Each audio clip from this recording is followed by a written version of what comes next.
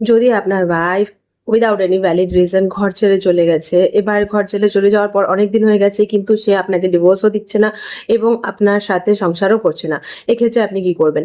এক্ষেত্রে কিন্তু আপনাদের কাছে অর্থাৎ হাজব্যান্ডের কাছে একটা লিগ্যাল রেমেডি অবশ্যই থাকে, সেটা হলো আপনারা কিন্তু এইটাকেই একটা গ্রাউন্ড বানিয়ে ডিসর্শনের গ্রাউন্ডে আপনারা ডিভোর্স ফাইল করতে পারেন ওয়ান সাইডেড। অর্থাৎ যদি আপনার ওয়াইফ আপনাকে ডিভোর্স দিচ্ছে না এবং জাস্ট ঝুলিয়ে রেখেছে, সংসারও করছে না, সেক্ষেত্রে কোর্ট কিন্তু দেখবে যে ফ্যাক্টস অ্যান্ড এভিডেন্সেস কি কি আছে। আপনার ওয়াইফ সেক্ষেত্রে যেটাই চাক, যদি ফ্যাক্টস অ্যান্ড এভিডেন্স আপনার পক্ষে থাকে তাহলে কিন্তু court one sided divorce grant করবে এবং সেক্ষেত্রে আপনার ডিভোর্স পেতে এতে কিন্তু কোনো সমস্যা হওয়ার কথা নয়। তো হাজবেন্ডসরা যারা ভাবছেন আমাদের জন্য তো কোনো লিগ্যাল রেমেডি নেই, যেহেতু আমরা ছেলে এবং আমার ওয়াইফ একজন মেয়ে এবং সমস্ত আইন তো শুধুমাত্র মেয়েদের পক্ষে, এই কথাগুলো কিন্তু একদম ভ্রান্ত।